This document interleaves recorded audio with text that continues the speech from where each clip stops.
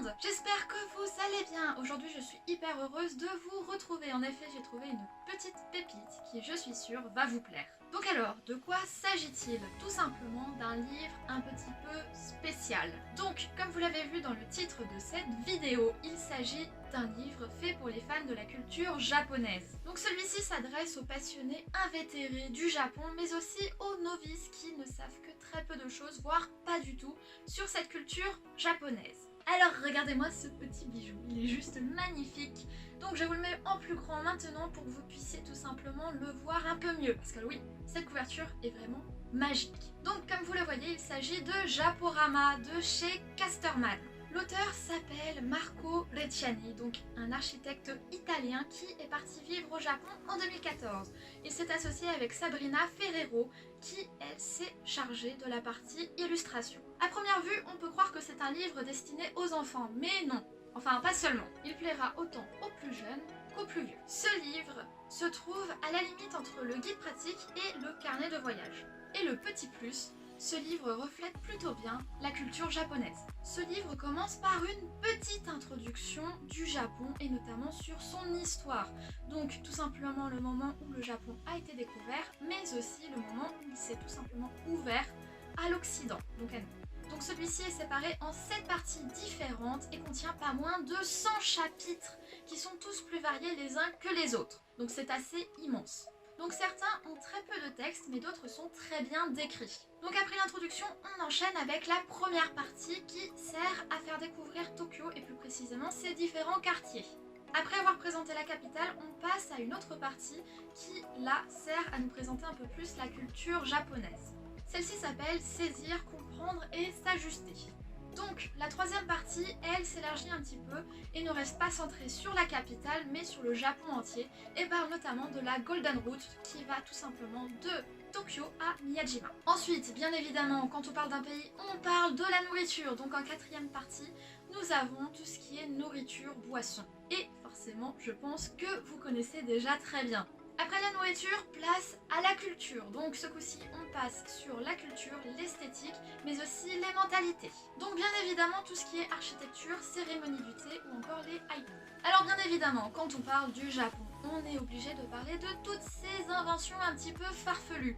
Donc vous avez déjà sûrement dû voir passer cette fameuse image, donc des fameuses baguettes avec le petit ventilateur qui sert à refroidir la nourriture. Mais aussi bien évidemment, vous le connaissez, les fameuses toilettes japonaises qui sont juste incroyables. Et enfin, pour finir, la dernière partie parle des fêtes japonaises. Donc, comme vous l'avez compris, il est assez complet et aborde absolument tous les points importants qu'on peut avoir besoin lorsqu'on apprend une culture, lorsqu'on veut en savoir un peu plus sur celle-ci. Donc celui-ci est très complet. Et surtout, il aborde tous les différents points pour en savoir un peu plus sur cette magnifique culture. Alors, pour que vous tombiez vous aussi sous le charme de ce livre, j'ai décidé de vous partager un chapitre par partie pour que vous puissiez juger vous-même du style graphique et des informations qu'il peut y avoir dans les différents chapitres. Donc, c'est parti! Et quoi de mieux que de parler d'un quartier emblématique de Tokyo et donc Shibuya.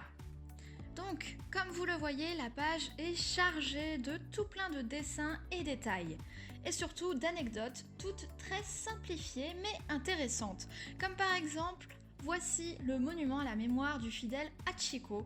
Après la mort de son maître, ce chien a attendu son compagnon à la gare de Shibuya pendant près de 10 ans. Émouvant, non ? Le carrefour de Shibuya est incroyable. Plus de 1000 personnes le traversent en même temps sans s'effleurer. Laissez-vous entraîner dans un tourbillon de visages, de couleurs et de bruits. Donc pour la deuxième partie, j'ai longuement hésité, j'ai décidé de vous montrer lire l'air. J'avais pensé vous montrer l'écriture, mais je me suis dit que cette double page était plus importante. En effet, quand on part dans un autre pays, il est important de s'adapter et de faire attention aux us et coutumes. Donc comme c'est marqué ici, au Japon, les bonnes manières comptent énormément. Qu'importe que vous ne compreniez pas un mot, l'attitude des gens vous suggérera quel comportement adapter, en toutes circonstances ou presque. C'est ce que l'on appelle en japonais lire l'air ou kuki mo yomu. En d'autres termes, déchiffrer le contexte social et agir en harmonie avec la situation. Encore une fois, comme vous le voyez, les dessins sont très bien faits et font directement comprendre le sens de ce chapitre. Ce coup-ci, j'ai opté pour un lieu que j'ai vraiment envie de voir. Il s'agit de Ginkakuji, ou plutôt connu sous le nom du pavillon d'argent à Kyoto. Donc ici par exemple, on a comme information, en l'empruntant, on passe à proximité de plusieurs temples. Le plus célèbre, le Ginkakuji, pavillon d'argent, se situe au bout du parcours nord. Et aussi, près du Ginkakuji, vous pourrez admirer un jardin sec, poétiquement appelé la mer du sable argenté. Quand la lune est claire, son sable brille comme l'argent paraît-il. Franchement, rien que de voir cette double page et notamment le fameux pavillon d'argent, ça donne réellement envie d'y aller. Bon, passons rapidement à la nourriture que vous connaissez sûrement déjà. Parlons plus en détail de la fermentation ou plutôt l'art de fermenter sauce soja, miso et natto. Comme vous le voyez, il y a beaucoup plus d'informations sur cette double page. Donc par exemple, de nombreux ingrédients de la cuisine nippone sont le produit de diverses techniques de fermentation. 3 aliments issus du soja en fournissent un exemple parfait. La sauce soja, l'un des plus vieux condiments du monde, s'obtient par la fermentation d'un mélange de soja, de blé grillé, d'eau et de sel. Utilisée dans de multiples préparations, elle accompagne la dégustation de sushi ou de sashimi. Ça pour le coup, je pense que très peu d'entre vous le savez. Donc oui, comme vous le voyez, c'est quand même très bien documenté et très intéressant.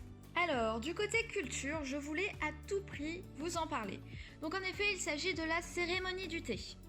Donc ici, on a par exemple la cérémonie du thé, Sado ou Chan no Yu, est une pratique associée tant à la préparation formelle qu'à la dégustation du thé matcha. Ou encore, l'idée de moudre du thé vert et cette manière très particulière de le préparer remonterait au retour de Chine du moine Eisai au XIIe siècle.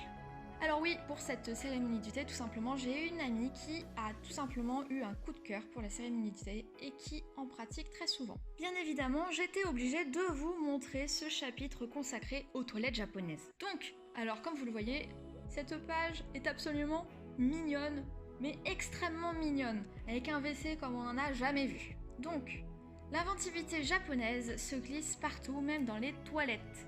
Une fois surmontée votre méfiance initiale, vous ne pourrez plus vous en passer et rêverez d'en installer chez vous.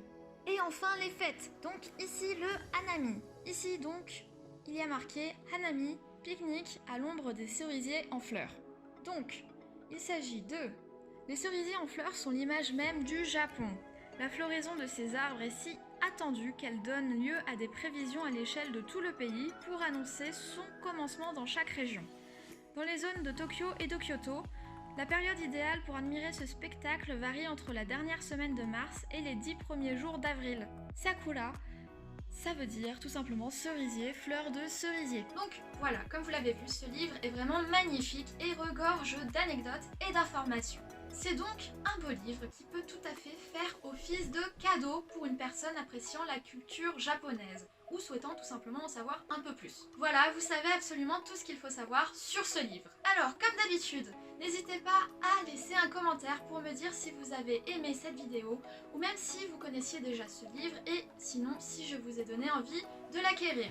Surtout, j'espère que j'ai réussi à vous apprendre quelques petites choses sur la culture japonaise. Comme d'habitude, n'hésitez pas à lâcher un pouce bleu, ça fait toujours plaisir et ça nous permet de voir si vous appréciez nos vidéos ou non. Bien évidemment, vous pouvez aussi vous abonner à notre chaîne et vous pouvez aussi cliquer sur la petite cloche qui sert tout simplement à vous notifier lorsqu'une nouvelle vidéo sort. Ensuite, vous pouvez aussi vous abonner à nos différents réseaux sociaux qui sont Facebook, Twitter et Instagram.